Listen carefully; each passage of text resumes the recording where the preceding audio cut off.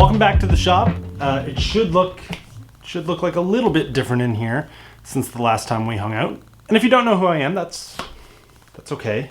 I can live with that. But I am the creator behind the channel Spindat, mostly spending all my time on that channel talking about bikes or riding them in one way or another. Now today in this video, I want to spend all my energy and time talking about the process of getting into mountain biking. Starting from scratch, knowing really nothing about it. Most notably, my girlfriend Angela and I, we're going through that right now with her on this little small Schwinn Moab one. So that works out really well. First of all, I think it's worth exploring the reasoning behind Angela wanting to get into mountain bikes. She's got a road bike, she rides it every so often. However, being on the road has not been her favorite thing to do. Mostly for her, around this area in the Atlantic region of Canada, the cars and the roads just don't jive with her nerves. She's just not crazy about it. Not to mention, she's much more fond of hiking, therefore, riding a bike in the woods with our small little border collie is far more appealing than ever spending any time on asphalt roads. And I can't say I blame her. Mountain biking is far and beyond a more fun, like upfront fun, than being on the road ever is. Now I apologize for the obviousness of this, but if you're thinking about getting into mountain biking, obviously the first step is needing to choose your first mountain bike. And I'll be honest with you, I think there's actually far too much information for new riders trying to pick their first mountain bike. So I'm going to spend very little time trying to explain all of the different nuances, all the different specs, everything that you can get into when you're looking at a bike that's going to make your head spin. And I'm just going to do everything in my power to try and just simplify it completely. Which of course is exactly the type of bike that I would sort of recommend for you if you're getting into mountain biking like Angela was. That is to say, keeping the tech on your first bike as simple as you can. Actually, there was a really good line that came up in a video I've watched in the past that I think resonates with this train of thought really well. And it went something along the lines of simplify up to the point of impeding usefulness. That is to say that in this case, like getting into mountain biking,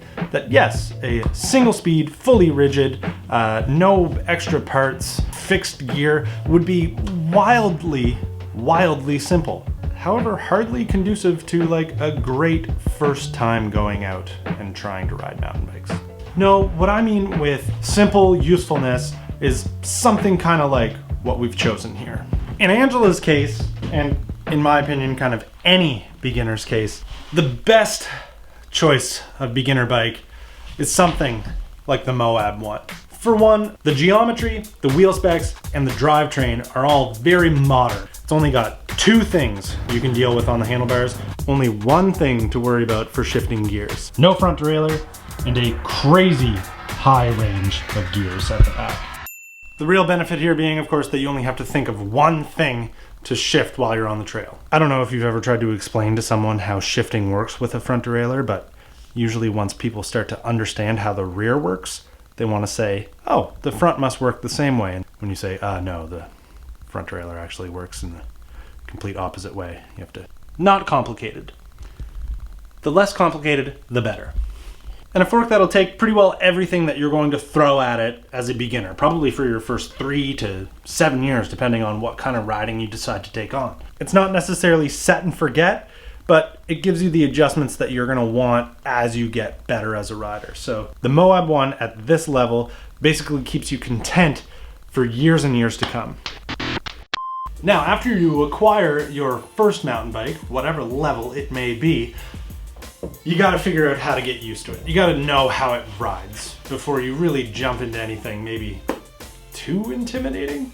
And thankfully for Angela and I, the Atlantic provinces have been putting a huge push into trying to get more and more people out riding outdoors and basically just enjoying outdoor life. And in that, there's been a lot of funding and effort put into putting little bike parks together. So that is where I brought Angela so that she could go get used to how the bike is going to act on fairly mountain bikey terrain. The first thing that I wanted her to be riding was a pump track. The way I see it, it's kind of going to give you a good foundation of the way a mountain bike trail is going to flow. A pump track, the way they're designed, isn't really going to allow you to be pedaling all the way through the entire thing. If you do try to pedal through the whole thing, there's a really good chance that you're going to be clipping your pedals at the top of each bump, which very quickly Angela did learn was going to be the case. So instinctively, she had to learn where she could have her feet when she's going over things. Which of course, when you're on the trails, is going to pay dividends when you're on the rocky, rooty areas where you don't want to be clipping your pedals. The next advantage of getting onto the pump track was so that she could get used to the way the steering was going to act. Quickly learning that if you're not going quite quick enough to get over each of the bumps, there's a good chance that the front wheel is going to kind of want to flop over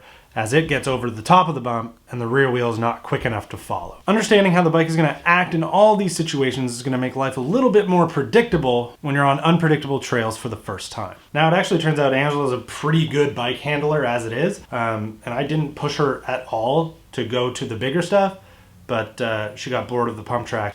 And of course, she decided that she wanted to kind of like work her way up to the biggest jumps there.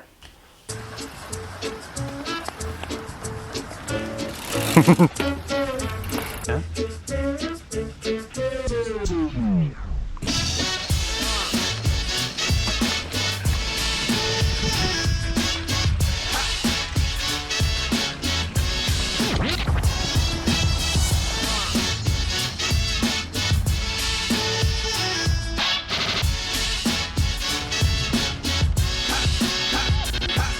She's doing really well.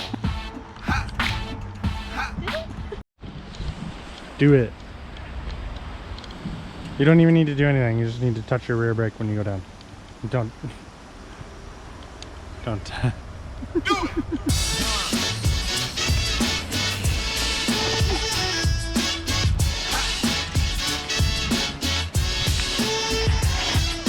Told you.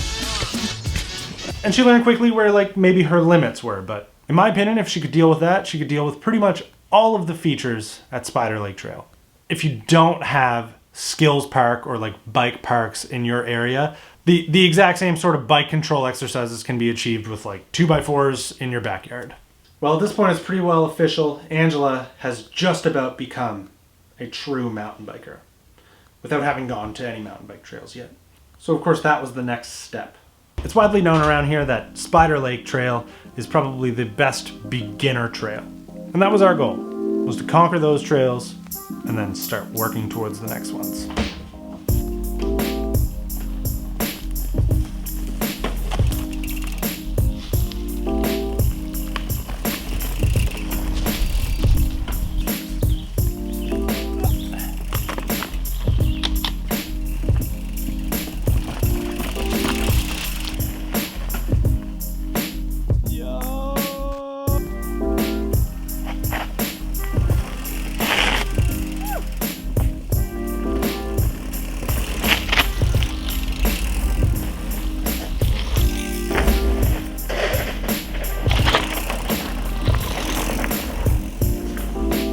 Now, of course, going out and riding a mountain bike trail for the first time ever is just an accumulation of all the skills that you've learnt leading up to it. It's for her. She was able to ride way more things than I ever thought she was going to be able to.